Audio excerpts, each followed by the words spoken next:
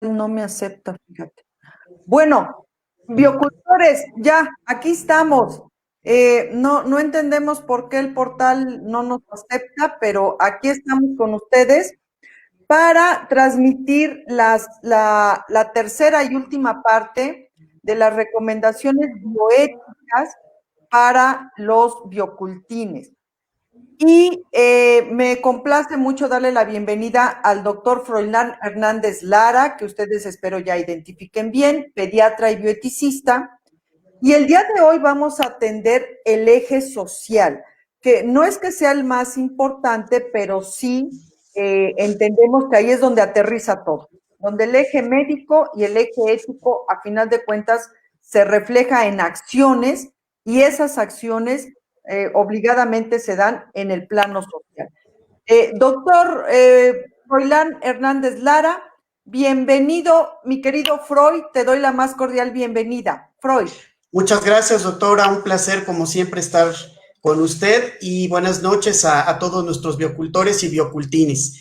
Efectivamente, hoy vamos a platicar sobre este tercer eje que hemos venido desarrollando con respecto a las recomendaciones bioéticas para el autocuidado de los niños, cuyo objetivo, lo quiero recordar, es que logremos que los menores se conviertan en unos verdaderos sobrevivientes de esta y de las futuras pandemias o eventualidades con las que pueden contender en un futuro. De tal manera que ahora, en relación al aspecto social, si está usted de acuerdo, vamos a derivarlo en tres directrices. La primera de ellas es que debemos favorecer en los niños que tengan relaciones intrapersonales e interpersonales favorables. Esto es bien importante porque dentro de otras acciones va a favorecer que se vaya construyendo el tejido social y además ellos mismos desarrollen habilidades para autocuidarse. Entonces, una estrategia es, pues, irles favoreciendo que pueden expresar lo que piensan, lo que quieren, lo que sientan, obviamente con ciertos límites, porque a los niños, pues, hay que ponerles durante sus etapas de formación límites. Esto, entonces, favorecerles esta libertad de expresión sin llegar a ser groseros con ninguna persona, por supuesto, y esto sobre todo cuando se trata de decidir algo importante. Entonces, más allá de que esto lo estamos haciendo ya prácticamente todos los pediatras en el ejercicio médico, también hay que salirnos de este ámbito exclusivamente médico y nosotros como padres, nosotros como adultos que vemos o convivimos con niños, nosotros también tendríamos que favorecer esta situación. Entonces, sí decirles que pues se pueden expresar, que pueden dar su opinión, que pueden decidir algo importante, pero que no siempre esto va a resultar en que ellos tengan la razón, ¿sí? Porque si no, también los niños pueden creer que nada más porque ellos opinaron o pensaron o quieren algo, pues a fuerza todos tenemos que rendirles pleitesía o hacer exactamente lo que ellos quieren. No se trata de convertirlos en principitos, se trata de hacerlos agentes que se vayan acostumbrando desde etapas tempranas a expresarse, a sentir esa libertad de ser considerado como alguien importante que puede expresar, puede dar una opinión. Pero entonces decirles que no siempre van a tener la razón, pero que siempre va a haber alguien ahí que los va a orientar, que les va a dar explicaciones y que los va a ir guiando. Entonces, al mismo tiempo, hay que irles enseñando que ellos también tienen que aprender a escuchar a los demás, que todos los demás también, por supuesto, tienen sentimientos, tienen deseos, y entonces ellos también tienen que aprender a escuchar porque muchas veces lo que hay que hacer es llegar a acuerdos. Entonces, primero tendríamos que hacerlo con los propios, con los niños que tenemos a nuestro alrededor, los más cercanos, y también irles favoreciendo que ellos con su mismo grupo de amigos, pues esto mismo lo vayan transmitiendo para que los vecinitos, los amiguitos, los primos, pues ellos también se vayan contagiando de este entusiasmo. Y a fuerza, pues los niños son la mejor manera de educarse incluso entre pares, ¿no? Y esto, bueno, pues es algo que me parece crucial que debemos empezar a fomentar en todos ellos. para, repito, ir construyendo estas redes de apoyo que a futuro también les van a servir, tanto para pedir ayuda como para ofrecerla, que bueno, va ligado, como vamos a ver más adelante, con las cosas que tienen que ver con la adaptación incluso a la misma pandemia, pero que platicaremos un poco más adelante. Sí, a mí me gustaría, Freud, centrar este eje en tres aspectos, porque a veces lo social se queda en demasiado social, ¿no? Y se olvida que lo social se liga mucho a la cultura, al entorno que nos rodea. Entonces, el aspecto social en realidad aterriza en tres cosas que pueden acabar siendo cruciales. Uno es lo biológico, otro es lo psicológico y otro es lo sociológico.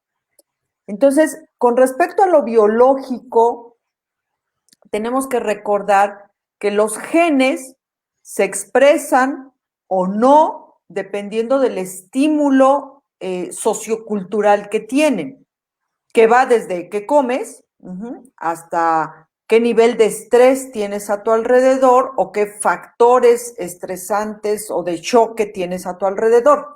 No es lo mismo un niño en un ambiente violento a un niño en un ambiente proactivo o de cuidado. Entonces, aquí es donde entra el primer factor en el ámbito social que hay que entender, que un niño violentado o con unos niveles de estrés extremos, pues es el futuro diabético, el futuro hipertenso, el futuro canceroso, y cada vez tú como nefrólogo seguramente nos los podrás decir, cada vez a edades más tempranas. Entonces, aquí entender que en el eje social está ir cuidando también estos aspectos biológicos. ¿Por qué? Porque así como existe el gen que favorece la diabetes, también existe el gen que favorece el altruismo. Entonces, en la medida en que le procuremos un entorno proactivo a los niños, vamos también a favorecer la expresión de genes que sean más favorecedores para él en términos de sobrevida. Ahorita estamos hablando en términos de convertirlos en sobrevivientes. Entonces, no es lo mismo que tenga expresado el gen de la diabetes, que por supuesto, pues eso ya lo condena como sobreviviente, a que tenga expresado el gen del altruismo.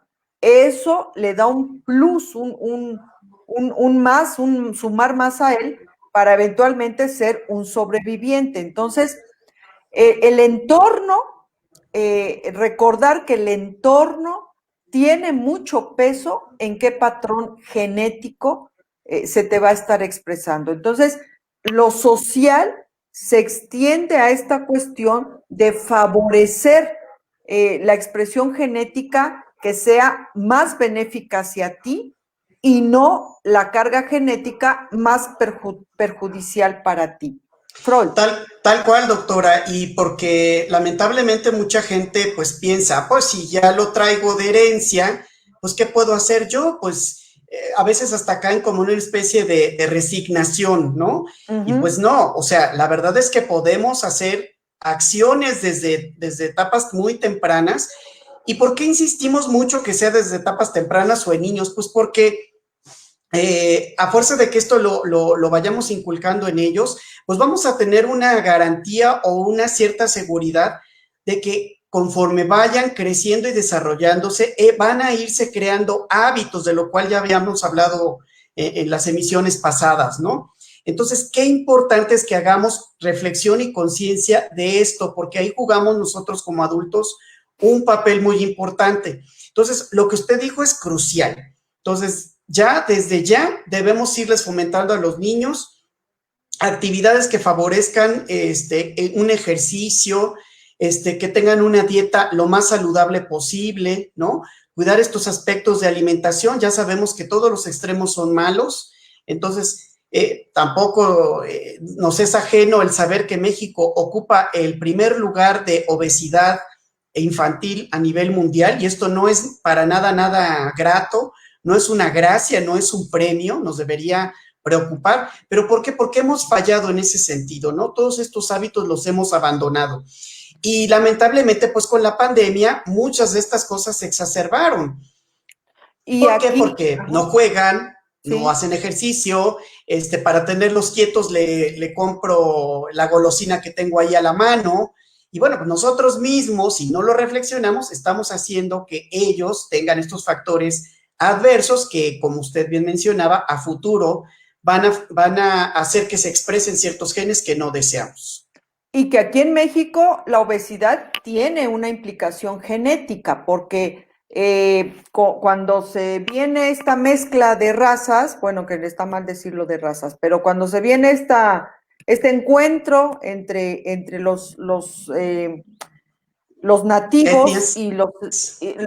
y los extranjeros, o sea, la comida mexicana, nosotros no tenemos los componentes genéticos, las enzimas adecuadas para metabolizarla de forma adecuada. O sea, la obesidad en México va más allá de comer mal o de comer lo que no debes o comida chatarra o el refresco. No, tiene un componente genético porque cuando llegan los españoles y se crea este sincretismo cultural, y se genera una gastronomía con todos estos condimentos y grasas y etcétera, la comida prehispánica no era así. O sea, simplemente por ponerte un ejemplo, la papa. Nosotros no tenemos la enzima adecuada para digerir la papa. Entonces, la papa, es a nosotros, para nosotros mexicanos, no es precisamente un buen alimento, porque nos cuesta mucho trabajo digerirla, entonces acumulamos pues mucho carbohidrato, mucho etcétera, y entonces, pues, claro, por más que le quieres meter a la dieta, pues ahí, y si a eso le agregas todo el entorno social de comida chatarra, etcétera, etcétera, entonces es importante entender que el entorno sociocultural tiene impacto genético en la expresión o aplacamiento de los genes nocivos. Es decir, si tu linaje es de diabéticos a más no poder, como el mío, por ejemplo, El mío también. exacto, donde toda mi línea materna es diabéticos, tienen doctorado en diabetes. Entonces, si tu linaje está sobrecargado de diabetes, pues lo que más te conviene es llevar todos los hábitos habidos y por haber para evitar que se expresen esos genes. Entonces, si el niño, o sea, si a una persona desde niño se le procura eso, va a tener más posibilidades de no expresar esos genes. Entonces, lo primero en el ámbito social es conectar estas dos situaciones de cultura es igual a posibilidad genética, o sea, de daño o de perjuicio o de apoyo. O sea, que si tienes expresado el gen del altruismo, pues ahí tienes un super plus. Y si tienes expresado el gen de la diabetes, pues ahí tienes ya un debacle para atenderlo. Entonces, lo social empieza con recordar estas nociones que, bueno, se las estamos dando así como que muy en bloque, pero tratando de ser esquemático didácticos. Ya una investigación más a fondo, pues ya les correspondería a los biocultores, pero sí, nosotros queremos poner simplemente el foco de alerta en que lo social incide en qué genes se expresan o qué genes no se expresan.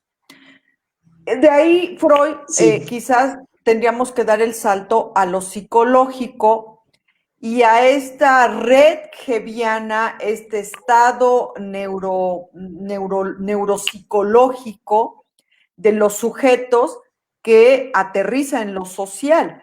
Y creo que podríamos sintetizarlo en dos aspectos cruciales, que es la la resiliencia, la tolerancia a la frustración, que se enlazan al tercer punto que veríamos después, que es la capacidad de adaptación. Entonces, aquí es el punto de, en las sesiones que luego nosotros tenemos aquí en el grupo Freud, nos hemos preguntado muchísimo por qué los jóvenes cada vez son menos resilientes y cada vez son más intolerantes a la frustración. Digo, la respuesta es múltiple, pero creo que un elemento crucial comienza en la niñez y en lo que platicamos en la sesión previa del modelo educativo, y que yo creo que ahorita sería retomarlo, pero en este sentido, en que el mundo, en el plano social, el mundo, no, no es discriminatorio en el sentido de que el mundo diga, este es vulnerable, no lo voy a atacar, este no es vulnerable, lo puedo tratar más rudamente. No, o sea, ya en el mare magnum social, las discriminaciones proactivas, no las discriminaciones negativas de segregar a alguien, sino en el sentido de distinguir quién es vulnerable y no merece ser agredido o quién no, se diluyen. Y entonces ya el mundo de pronto es parejo con todos y ahí pues hay una cierta lucha donde el que mayor oportunidad tiene, pues es el resiliente, el que tiene tolerancia a la frustración, el que tiene la mayor cantidad de herramientas. Pero a veces, como les decíamos, los papitos y las mamitas se preocupan demasiado por las herramientas técnico-científicas. O sea, la clase de inglés, la clase de matemáticas, la clase de física y 20,000 cursos de aprender más, aprender más, aprender más, pero solo en sentido intelectual. Y se olvidan de estas aptitudes que son de pronto incluso más importantes que cualquier doctorado, maestría o trayectoria técnico-científica que desarrollen Freud. Sí, pues también lo platicábamos las sesiones pasadas, evite sobre paternalismo, ¿no? De ay, mismo que a mí, porque yo sufrí mucho, entonces tendemos a sobreproteger al menor y entonces, pues al rato le quitamos todas estas oportunidades de vida que lo pueden fortalecer y eso, ¿no? Entonces, es desde niños, sí, le decía yo al principio, ¿no? Ir estableciendo límites. O sea, es importante, es prioritario también a los niños irles poniendo límites y llegar a acuerdo qué va a pasar cuando ellos están sobrepasando esos límites para que precisamente empiecen a desarrollar resiliencia y empiecen también a tener tolerancia a la frustración. Es necesario que no se les dé todo tan fácil a los niños, porque si no les quitamos esta oportunidad de desarrollar la tolerancia a la frustración, es que yo no quiero ver llorar a mi hijo, es que yo no quiero que sufra, y con tal de no verlos en ese sentido, se les da hasta de más y eso pues a la larga pues es totalmente nocivo. Resultado, llegan a ser jóvenes, llegan a ser señoritas, llegan a un ambiente donde tienen que tratar con gente de otras edades y entonces uno ya no les puede hacer observación porque pues como no tienen desarrollado desde pequeños por la propia familia estas situaciones, pues entonces no tienen tolerancia a la frustración. Hay ahorita una moda de derechitis, es que yo tengo derechos, es que yo me voy a derechos humanos, cuando en realidad están abusando mucho de ese recurso, porque en realidad no se está atentando contra ningún principio ni contra la dignidad de ellos, que no tienen esta tolerancia a la frustración.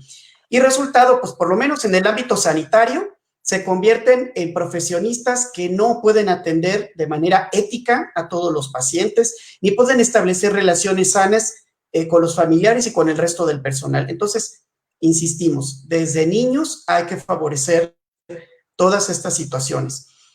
Otra doctora, pues que, sí, perdón, Perdón. perdón, que está concatenado con esto. pues es favorecerles la inteligencia, ¿no? Que es la inteligencia, pues esta capacidad humana que se tiene para resolver problemas de manera eficaz. Entonces, si también desde pequeños les favorecemos a los niños actividades para resolver problemas, claro que vamos a ir construyendo estas bases para que sean resilientes en un futuro. Decía usted también algo muy importante, fortalecer la red hediana. Entonces, hay muchas cosas hoy día, afortunadamente la tecnología, esa sí la podemos usar para beneficio y fortalecer esta red hediana. Hay infinidad de recursos en Internet que lo que hacen es que el niño pues vea imágenes, incluso puede haber audiolibros, puede haber libros electrónicos, y entonces esto le va favoreciendo que su red hediana se vaya fortaleciendo. Y esto también es importante porque cuando llegan a edades más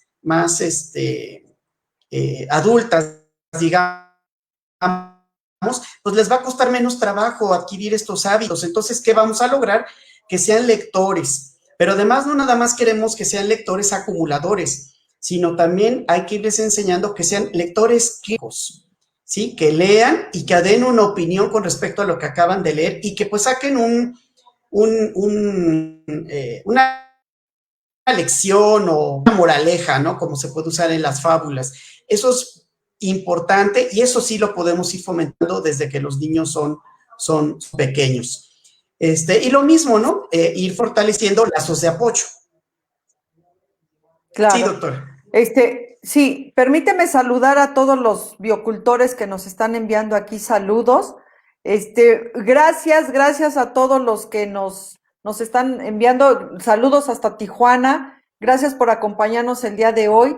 Te están enviando a ti muchos saludos, a mí también. Un abrazo a todos, Gracias, que jefa estén Pati. bien. Pues mira, Freud, a mí me parece que la pandemia nos tiene que hacer entender cosas básicas, pero que a veces son tan básicas que no se entiende por qué no se entienden. Entonces, acabas de tocar un punto medular, el desarrollarle la inteligencia a los niños, porque muchas veces se cree que la inteligencia es así como que bendición Automática. divina, ¿no? O sea, exacto, o sea, como que, ay, Diosito lo hizo muy inteligente. No, y si así fuera, a lo mejor 2, 3 no lo serían. Pero en realidad, efectivamente, la inteligencia es una capacidad que se tiene que desarrollar, que se tiene que fomentar, que no es una cosa de que el niño va a ser solito inteligente. Y que esta capacidad de resolver problemas es exactamente la que después se vuelve un elemento crucial, capital, para la adaptación, para lograr adaptaciones. Y la adaptación, a su vez, es quizás la herramienta que más posibilidades nos da de ser sobrevivientes, porque eso incluso ya ahorita nosotros como adultos pues ya lo experimentamos, o sea, mucho de la gente que no lo logró, uno de los elementos, y lo expresamos con todo respeto, pero creo que aquí el sentido crítico nos tiene que obligar a ver qué primera porque no hemos salido de esta pandemia, o sea, independientemente de que el semáforo le estén pintando naranja casi a fuerza, la realidad es que seguimos en gerundio, si bien algunas cosas han ido mejorando, pero seguimos en gerundio. Entonces, el sentido crítico nos tiene que obligar a voltear a ver rápido, hablando de inteligencia, a ser inteligentes, para rápido ir resolviendo los problemas, generar mejor adaptación y lograr sobrevivir. Entonces, uno de los elementos que seguramente contribuyó a muchas del índice de mortalidad que se está ocasionando por esta pandemia a nivel global, o sea, no es privativo de México, a nivel global, fue justo esta lentitud para adaptarse. O sea, el no saberse adaptar rápidamente, porque adaptarse no significa, por ahí alguien en el Face me decía, pero ¿y cómo cómo convivir con el coronavirus. Pues no es la cosa de que andes con el coronavirus aquí, o sea, adaptarse no es que el coronavirus lo traigas aquí, hola mijito, ¿cómo estás? Buenos días, no, sino cómo ir resolviendo los micro, macro problemas que se te representan en el diario vivir con resiliencia, con tolerancia a la frustración, de la forma más eficaz posible, o sea, rápido y eficaz, ¿para qué? Para que eso te permite tener cabeza libre para autocuidarte, para dormir bien. O sea, adaptación significa que estás logrando atender tus necesidades fisiológicas básicas, que comer, dormir, evacuar, orinar bien, sin que te esté abrumando lo que está pasando alrededor. Porque si tú cuidas tus necesidades fisiológicas básicas, estás bien comido, bien dormido, bien evacuado, etcétera, en el sentido de desahogar, y entonces bien nutrido, tu cerebro está hidratado, está funcional, etcétera, etcétera. O sea, tu ciclo circadiano lo estás respetando y eso favorece metabolizar mejor, el hígado funciona mejor, los riñones funcionan mejor, la tiroides funciona mejor, el páncreas funciona mejor, etcétera, etcétera, etcétera. Resultado, sistema inmune más fortalecido, de tal forma que te da el coronavirus y no pasa ahí de un malestar pasajero y la brincas. De otra forma, pues, sistema inmune amolado, terapia intensiva viéndote de cerca. Entonces, todo esto que a nosotros como adultos nos está costando tanto trabajo, se vuelve crucial inculcárselos a los niños, ayudarlos a que lo desarrollen, entender que no va a ser la maestra con dejarles una tarea la que lo va a lograr, no va a ser la clase de ballet, no va a ser, a menos que todas esas actividades se utilicen para fortalecerles esta capacidad de resolver problemas que a su vez nos lleva a ser más resilientes, que a su vez nos lleva a desarrollar más tolerancia a la frustración, que a su vez nos lleva a desarrollar la capacidad de adaptación, que a su vez nos lleva a una posibilidad fuerte, muy fuerte, de ser sobrevivientes. O sea, es crear toda la cadenita, porque si nada más fortaleces un paso, pues no se dan todos los demás, sino es crear toda la cadenita para que eventualmente esos niños no solo sean sobrevivientes de esta pandemia, sino de cualquier pandemia que se les atraviese. Ahora sí que antes de que declaren pandemia, ellos ya saben qué hacer. Ellos ya están comprando sus cubrebocas. Cuando la pandemia estaban anunciando que hubo 1,000 muertos en China, aquí dice, ahí viene. Y no que anden buscando un cubrebocas cuando ya no hay cubrebocas en todo el mundo. O sea, van a saber anticiparse al problema, van a saber resolver el problema cuando se presente, van a saber cómo fortificar su casa, su vida, en fin, y resultado, sobrevivientes. Y nuevamente, doctora, pues es que no nos gusta mucho escuchar esto a los adultos, pero ¿qué creen? Pues el testimonio. O sea, sí hay que fomentarles esas actividades a los niños, pero también nosotros tenemos que hacerlo, lo propio, ¿no? Porque los niños normalmente aprenden al principio por imitación, por los hábitos que los propios padres no, nos inculcan o nosotros como padres inculcamos. Entonces, si yo no lo hago, pero eso sí, quiero que mi hijo sea inteligente, quiero que mi hijo sea resiliente, pero yo le doy el ejemplo totalmente opuesto, pues el niño, para empezar, no le ve sentido, no le ve aplicación a su propia vida, y entonces, pues eso es cierto. Entonces, tenemos que empezar también por nosotros mismos. Eso es un aspecto ético también que tenemos que considerar. Sí, porque, bueno, porque aquí también entra hablando del eje social, la situación de que no dejes huérfano a tu hijo, de que lo primero que, el primer elemento para la sobrevida del niño es que tenga papás. Digo, o sea, que quien ya sea huérfano, pues bueno, una situación lamentable, pero yo creo que el primer interés que debes de tener con respecto a tu hijo es que entender que para que el niño tenga las mejores posibilidades de sobrevivir es que tú mismo seas un sobreviviente. Y esto de ser sobreviviente, ojo, cuidado, porque por ahí, por más que les quiere uno decir que no usen esto de la nueva normalidad, pareciera que les encanta decir la nueva normalidad, pero aquí el punto es recordar que esto de ser sobreviviente en el actual contexto sociocultural que nos rodea es una noción muy compleja porque olvídense de la nueva normalidad. Tenemos dos virus que en los últimos 10 años, o sea, bueno, uno que era la influenza que ya llegó y otro se agrega otro, dos virus que de 10 años para acá y quizás en los próximos 10 años simplemente marquen la pauta de lo que debe ser la afluencia social global.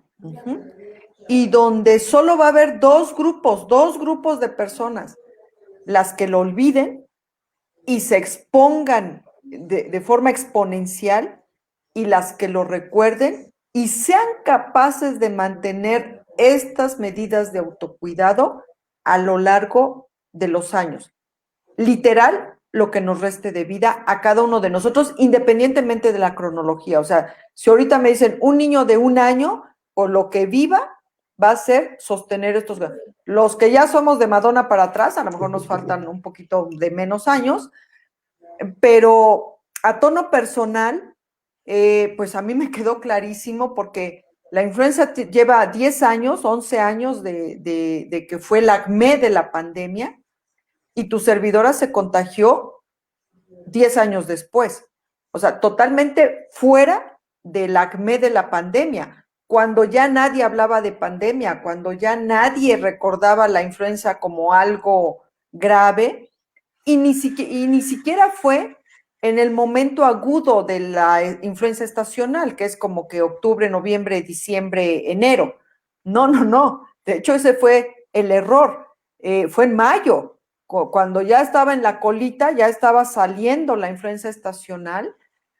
Y ahí fue donde me contagié y por poco me cuesta la vida. Entonces, creo que es la mejor referencia bibliográfica que les puedo dar, a tono personal, mi story, mi auto-story, de que si pensamos que cuando el semáforo esté verde, el peligro del virus se acabó, podemos estar cometiendo el error que nos puede costar la vida o que le puede costar la vida a uno de nuestros hijos, a un biocultín. Entonces, ahí es donde entra el eje social, de cómo crear estas redes, cómo educar a los niños de tal forma que difícilmente se les olvide que esas medidas de autocuidado que vimos en la primera parte deben volverse hábitos, pero no solo hábitos de la persona. Por eso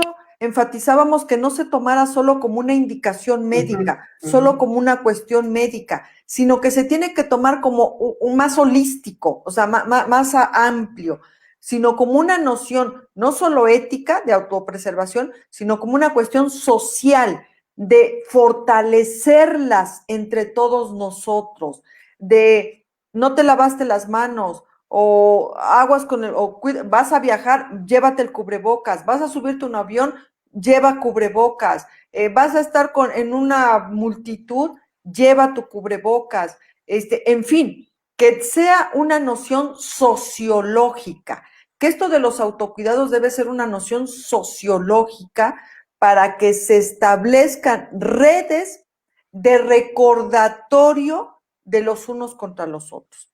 Y creo que esto nos lleva al último punto, Freud, para terminar este eje, de precisamente la noción sociológica. ¿Estás de acuerdo? Totalmente. Y ahí en ese sentido, doctora, creo que debemos resaltar la importancia y sobre todo en la etapa infantil del juego como elemento antropológico. De tal manera que es importante que en el núcleo familiar se favorezcan estos juegos, que pueden ser de diversas naturalezas. Una de ellas que recomendamos nosotros ampliamente, pues son precisamente los juegos de mesa. Desde el más sencillo y que pues es conocido por todos los mexicanos, serpientes y escaleras, la oca, la lotería, el turista nacional, el memorama, etcétera, pues hasta algunos incluso más complejos, como puede ser, no sé, el maratón, hasta 100 mexicanos dijeron, si usted quiere, que ya están en juegos. Digo, no es porque queramos hacer comerciales, sino más bien porque todos estos juegos de mesa, pues, para empezar, reúnen a la familia, ¿no? Hace que el papá y la mamá y los hijos de menos, pues, se reúnen y eso, ese acto de reunión, pues, va fortaleciendo estos lazos que son necesarios en todas las personas. Ya sabemos que no somos islas, que no somos seres aislados, nos gusta siempre estar en interrelación y los juegos, qué mejor oportunidad para favorecer todo esto. Entonces, pues más ahorita que estamos en esta época en donde pues los niños todavía no pueden salir tan fácilmente a hacer actividades, bueno, pues qué mejor que en la misma casa nosotros pues les demos estas herramientas y aparte pues todo el mundo se divierte, ¿no? Entonces y sin querer, porque a veces no lo hacemos con ese sentido, con esa intención, pero el mismo juego también depende de cuál sea, justo va desarrollando la tolerancia a la frustración, la resiliencia, el que uno sea empático con el que tengo enfrente, ¿no? Entonces, si eso lo logro hacer con la familia, pues cuando yo comparta esto con mis amigos, con mis primos o con otras personas, por supuesto que me va a ayudar a favorecer todavía más estos lazos, estas redes de apoyo. Y pues para aquellos que les está preocupando, porque pues entendemos que los niños también pues tienen que salir, ahora sí que al campo, al aire, para hacer actividades físicas. Ya lo habíamos comentado en las sesiones pasadas, se puede hacer, obviamente con los cuidados que implicaría el uso del cubrebocas, ¿no? Y estar siempre pendientes, también lo mencionábamos la sesión pasada, si alguno de mis compañeritos de juego empieza a toser o lo veo que está rojito, que empieza a estornudar o algo, inmediatamente yo ser como una especie de superagente y entonces avisarle a un adulto o decirle al niño, oye, te voy a llevar con tus papás o avisarle a un adulto, oye, mi amigo se siente mal, por favor, pues atiéndenlo. Y entonces eso también va a hacer que los niños se vayan convirtiendo en agentes de cambio y por supuesto, ya lo que mencionábamos, ¿no? Que se conviertan en un futuro en sobrevivientes. Bueno, y no tan a futuro, hasta en este momento, sobrevivientes de pandemia o de cualquier otra eventualidad. Fíjate, bueno, Freud, sin querer revelaste tu edad porque los de Madonna para atrás, pues no cabe duda que eres un jovenazo todavía, porque los de Madonna para atrás, o sea, ¿qué mesa ni qué juego de mesa? O sea, era jalarnos, mordernos, arañarnos, revolcarnos en el lodo, en el pasto, tirarnos. Digo, el juego más suavecito eran las chiras mueres, que ustedes no tienen ni la menor idea de qué cosa es eso, y aún así había reglas ahí, pero los que son de Madonna para atrás saben perfectamente a qué me referí, y eso era así como que el más suavecito de los juegos, y aún así acababas lleno de tierra, de lodo, de raspón, en fin.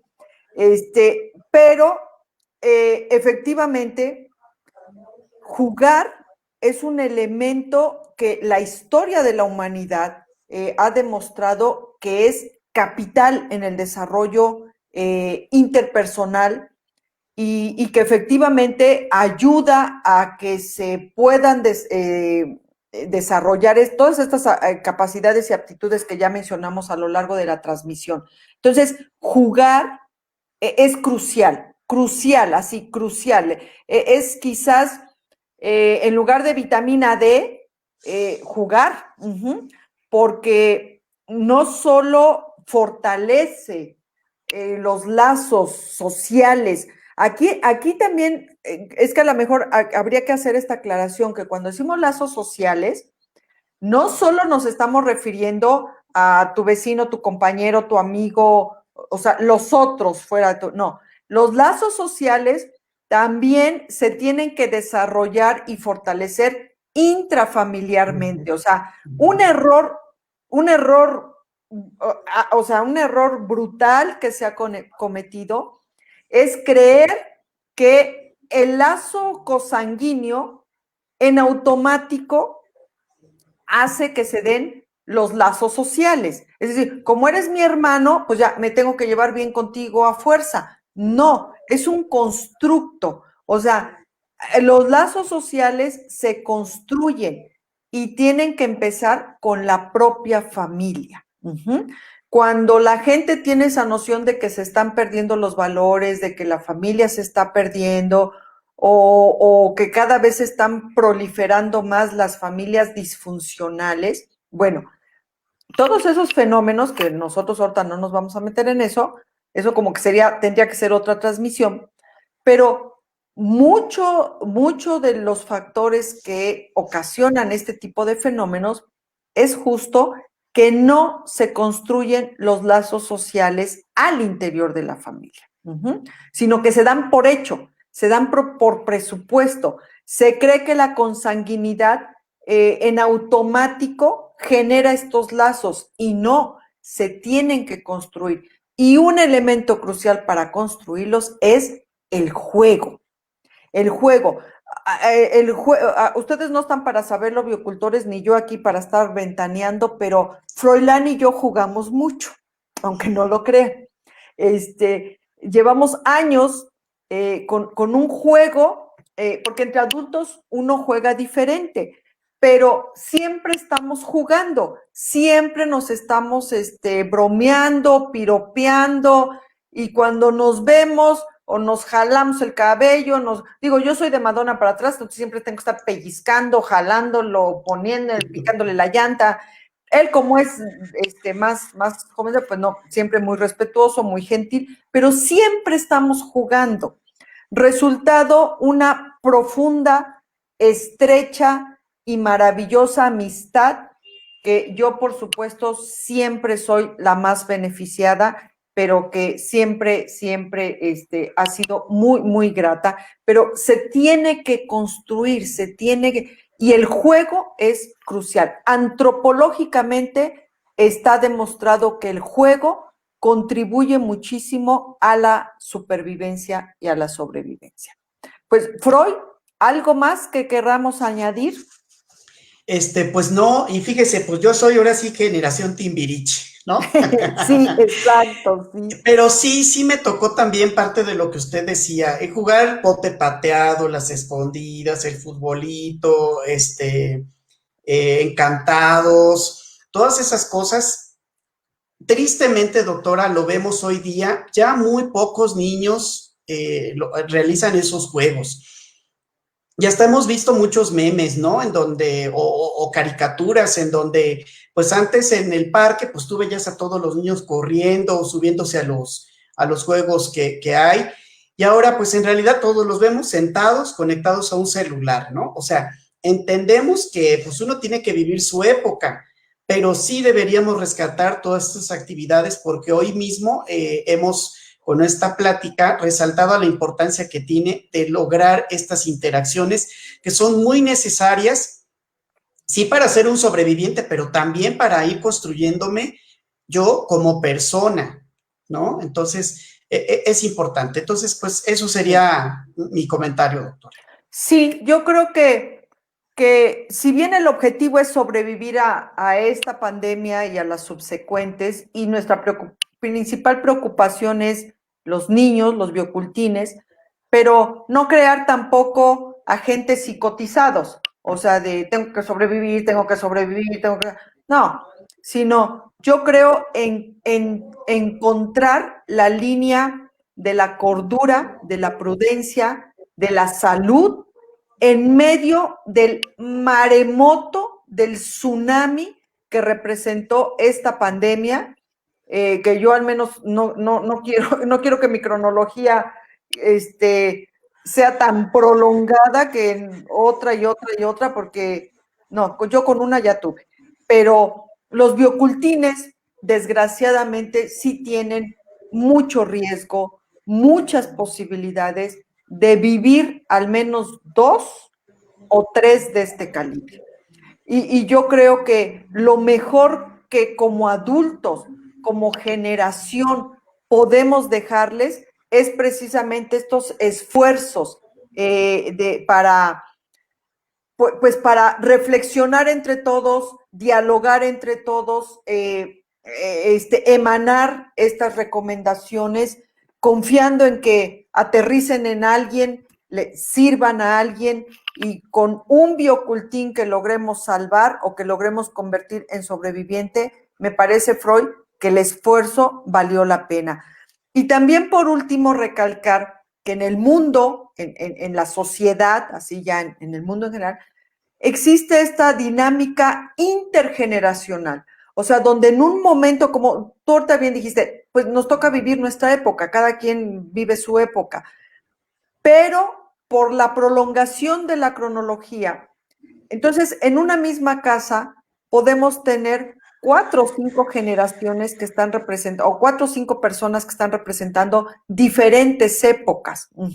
O sea, y el enseñarle al biocultín a que abreve, aprenda de las diferentes generaciones que tiene ahí en su casa, puede ser igual o muchísimo mejor que visitar un museo. Entonces, si tiene ahí al abuelito que todavía bailó danzón, y de pronto le enseña a bailar danzón, o tiene a los papás que fueron rock and rolleros, o tiene a los tíos que fueron de los 80s, 90s, vaselinistas, ¿no? O sea, de Argentina, ¿no? Y tiene a los primitos, que ya son más de Shakira para acá, y empiezan a brevar de toda esa experiencia y conocimiento que tiene esta red intergeneracional.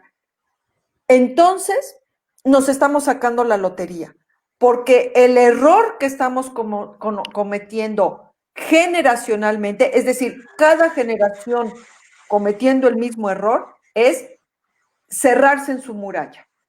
Y entonces tenemos comunistas, o sea, cada quien con sus congéneres generacionales, juzgando y criticando a la otra generación. Los jóvenes ahora no sirven para nada, no tienen valores, en mis tiempos esto, en mis tiempos aquellos, en mis tiempos la verdad. Pero ¿qué pasa si volteamos la tortilla y en lugar de estar resaltando, enfatizando lo que cada generación se supone tuvo de bueno, pero en lugar de utilizarlo para juzgar a la generación de enfrente, lo utilizamos para tratar de cerrar esa brecha que cada vez es más grande y más fea? O sea, yo de verdad, como bioeticista, pues me resulta interesante como fenómeno analizarlo, reflexionarlo, pero como personas de sociedad, me resulta lastimoso ver cómo en los hospitales, internos por acá, residentes por allá, adscritos para acá. Y son 3 mundos que pareciera ajenos, que no tienen nada que ver el uno con el otro. Y me resulta lastimoso porque yo provengo de la época en donde parecíamos nacimiento de Año Nuevo, ¿me entiendes? O sea, el adscrito era así como el santo rodeado de, pues imagínense el pesebre, ¿no? Entonces ya saben, rodeado de qué. Ahí vamos todos juntos. Será un pase de visita de todos juntos, como bola, para allá y para acá. Y un maestro, o sea, existía esa noción de maestro. Un maestro era como tu segundo padre y te educaba en todos los niveles y tú sentías una seguridad absoluta de tu maestro. Ya no existen los maestros ahora, no existe esa entidad ya. resultado, están disgregados, o sea, y no son capaces de hacer así para abrevarse los unos de los otros, porque créanme, sus adscritos matarían por saber todo o estar tan digitalizados como ustedes, como los jóvenes, por ejemplo. Entonces, creo que los biocultines, una extraordinaria herencia cultural que podríamos dejarles es precisamente una interacción intergeneracional para que ellos abreven de lo mejor de cada generación. Freud. Pues tal cual, doctora. Entonces, la invitación es esto, ser primero ejemplo y pues favorecer todas estas actividades que a lo largo de estas 3 charlas les hemos compartido, producto de reflexión de nosotros y que esperemos que les sea de mucha utilidad. Así es, Freud. Pues nos despedimos, biocultores. Muchísimas gracias por este jueves biocultor. Ahí tienen la serie en nuestro canal de YouTube, Cultivemos Bioética. Está la primera parte, la segunda parte y eventualmente estará esta tercera parte. Y esperamos haberles sido de utilidad, que a final de cuentas es lo que nos corresponde. Freud, nos despedimos. Buenas noches. Buenas noches a todos. Buenas noches, doctora. Un placer. Muchas gracias. Hasta luego, biocultores. Gracias. Buenas noches. Cuídense y también que sean sobrevivientes. Buenas noches. Y por el bienestar de todos, cultivemos bioética. Exacto. Hasta la próxima. Hasta luego.